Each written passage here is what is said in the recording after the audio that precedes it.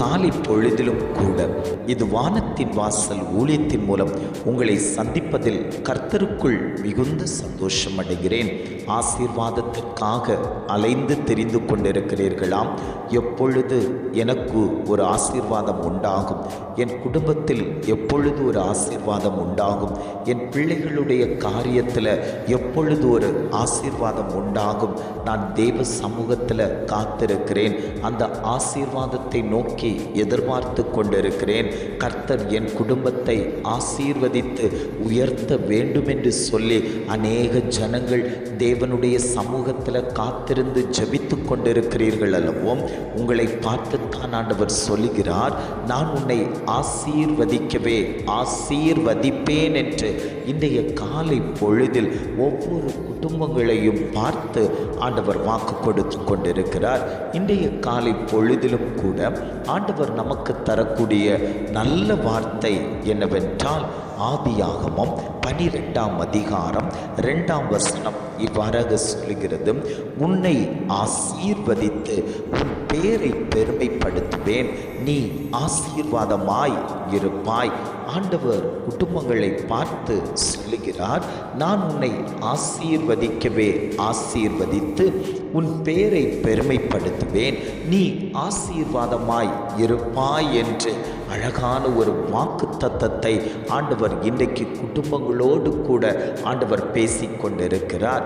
ஆண்டவர் சொல்லும்போது சொல்லுகிறார், ஆபிரகாமை அழைத்த தேவன், ஆபிரகாமை வேர் பிரித்த தேவன், ஆபிரகாமை பார்த்து ஆண்டவர் சொன்ன வார்த்தை தான் இந்த வார்த்தைகள்.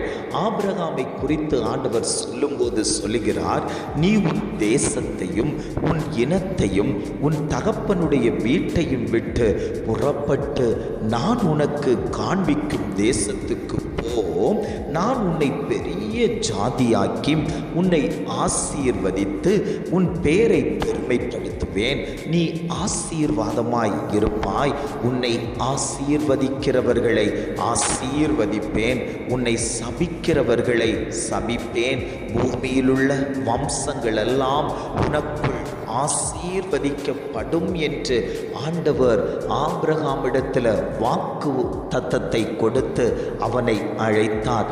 ஆண்டவர் அழைத்த போது மறுப்பு ஏதும் சொல்லாமல் ஆண்டவருடைய வார்த்தைக்கு கட்டுப்பட்டு அவன் கடந்து வந்தான்.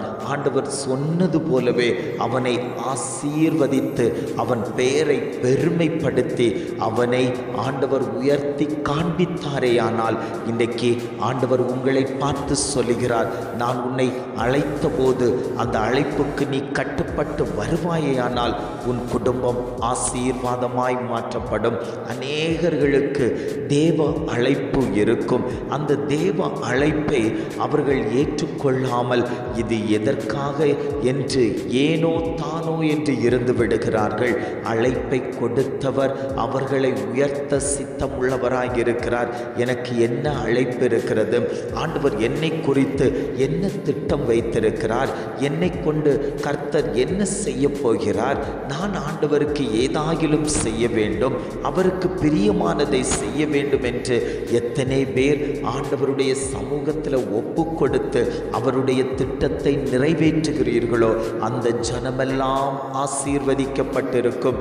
ஆண்டவருக்கென்று ஓடுகிறவர்களை கர்த்தர் ஆசீர்வதிக்கவே ஆசீர்வதிப்பேன் என்று வாக்கு தத்தம் தந்திருக்கிறார் அல்லவோ?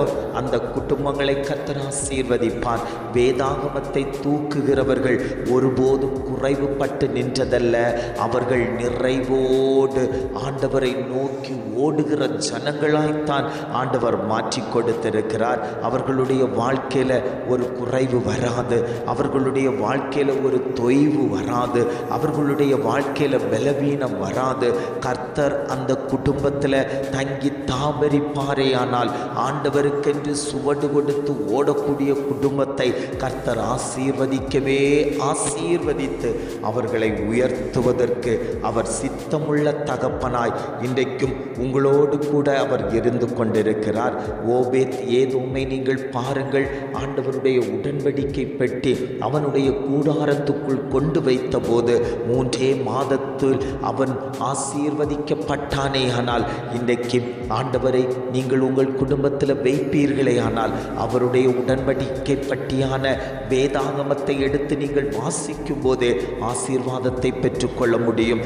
தேவ சமூகத்தில் இருந்து ஜெபிக்கும் போதே ஆசீர்வாதத்தை பெற்றுக்கொள்ள முடியும். ஆண்டவருக்கு விருப்பமானதை செய்து பாருங்கள். கர்த்தர் உங்களை உயர்த்துவதை உங்கள் கண்கள் காண அதை பார்ப்பீர்கள் என்று ஆவியானவர் வாக்கு கொடுத்து கொண்டிருக்கிறார். அந்த தெய்வம் தான் சொல்லுகிறார், நான் உன்னை ஆசீர்வதிப்பேன்ப்பா, நான் உன் கூட இருந்து உன் பேரை நான் பெருமைப்படுத்துவேன், உன்னை நான் உயர்ந்த ஜாதியாக்குவேன், நீ கீழாகாமல் மேலாவாய், நீ வாலாகாமல் தலையாவாய், உன்னை நான் உயர்த்துவதற்கு சித்தமாயிருக்கிறேன் என்று அழைத்த ஆபிரகாமை உயர்த்தி காண்பித்தது போல ஆண்டவர் சொல்லுகிறார், உங்கள் குடும்பங்களை நான் உயர்த்துவதற்கு, உங்கள் மேன்மைகளை உயர்த்துவதற்கு நான் உங்களோடு கூட இருக்கிறேன். நீங்கள் ஆசீர்வாதமாய் இருப்பீர்கள். நீங்கள் குறைவுபட்டு எந்த இடத்திலேயும் நின்று கவலையோடு கண்ணீர் வடித்து கொண்டு ஆண்டவரே ஏன் இப்படி சோதனை எனக்கு வந்திருக்கிறது என்று கேட்பதற்கு கூட நான் வைக்க மாட்டேன். உங்களிடத்தில் சந்தோஷமும் மகிழ்ச்சியும் வரக்கூடிய அளவில் அநேகரிடத்தில் நீங்கள் சொல்ல போகிறீர்கள், நான் கர்த்தரை தேடினேன், கர்த்தர் என் குடும்பத்தில் அற்புதத்தை செய்தார், அதிசயத்தை செய்தார், ஆச்சரியமான காரியங்களை செய்தார். அந்த தேவனை நீங்களும் தேடுவீர்களே ஆனால் நீங்களும் ஆசீர்வாதமாய் இருப்பீர்கள் என்று ஆண்டவர் குடும்பங்களுக்கு செய்த நன்மைகளை ஒவ்வொரு ஜனமும் ஒவ்வொரு ஜனத்திடத்தில் சொல்லி சாட்சியாய் நிற்கக்கூடிய காலம் வரப்போகிறது. அநேகர்கள் இதை பார்த்து உங்கள் தொங்கலாடையை பிடித்து கொண்டு சபைகளுக்கு கடந்து வரப்போகிறார்கள். ஆண்டவர் சொல்லுகிறார், ஈசாக்கை கர்த்தர் ஆசீர்வதித்தார். அபிமலேக்கு பார்க்கும்போது அவன் சொல்லுகிறான், நீ ஆசீர்வதிக்கப்பட்டவன், உன்னோடு கர்த்தர் இருக்கிறதை நாங்கள் கண்டோம் என்று சொல்லி அவனுடைய துறவுகளை பல துறவுகளை பூட்டினார்கள். சித்னாவை மூடினார்கள், ஏசேக்கை மூடினார்கள்.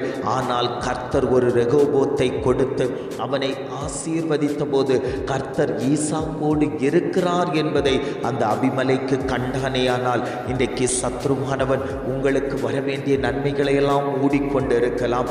உங்களுக்கு கையில் எட்டக்கூடிய நன்மைகள் தடைபட்டு வைத்திருக்கலாம். ஆண்டவர் சொல்லுகிறார், நான் கொடுக்கக்கூடிய ஆசீர்வாதத்தை எந்த ஒரு மனுஷனாலும் தடைபடுத்த முடியாது, எந்த ஒரு சத்ருவானாலும் தடைபடுத்த முடியாது.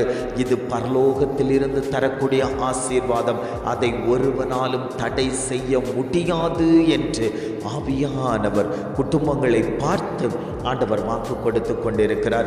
எத்தனை பேர் ஆண்டவரே என் குடும்பத்தில் அந்த ஆசீர்வாதம் வரட்டும் ஆண்டவரே, என் பிள்ளைகளுடைய காரியத்தில் அந்த ஆசீர்வாதம் வரட்டும் ஆண்டவரே, என் தொழிலில் அந்த ஆசீர்வாதம் வரட்டும் ஆண்டவரே, என்னுடைய ஊழியத்தில் அந்த ஆசீர்வாதம் வரட்டும்னு சொல்லி எத்தனை பேர் வாஞ்சித்து கேட்கிறீர்களோ அத்தனை பேருக்கும் அந்த ஆசீர்வாதத்தை கொடுத்து உங்களை உயர்த்துவதற்கு அவர் சித்தமுள்ள தகப்பனாய் இன்றைக்கும் நான் உன்னோடு கூட இருக்கிறேன் என்று ஆவியானவர் வாக்கு கொடுத்து கொண்டிருக்கிறார்.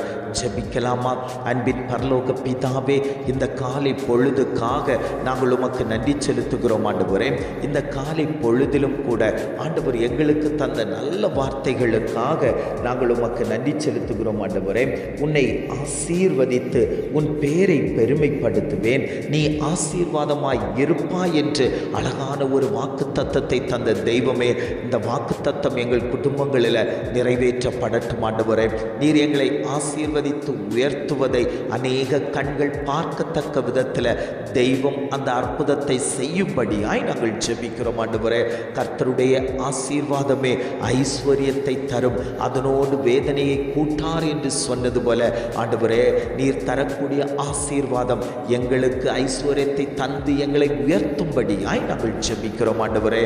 இதை கேட்டுக்கொண்டிருக்கக்கூடிய ஒவ்வொரு குடும்பத்தையும் கர்த்தர் ஆசீர்வதித்து அந்த குடும்பங்களை கர்த்தர் உயர்த்தி காண்பிக்கும்படியாய் நாங்கள் ஜெபிக்கிறோம். எங்களை தாழ்த்தி தருகிறோம். துதி கன மகிமை எல்லாம் உமக்கே செலுத்துகிறோம். மீட்பர் இயேசுவின் மூலம் ஜெபிக்கிறோம் ஜீவனுள்ள நல்ல பிதாவே. ஆமென், ஆமென்.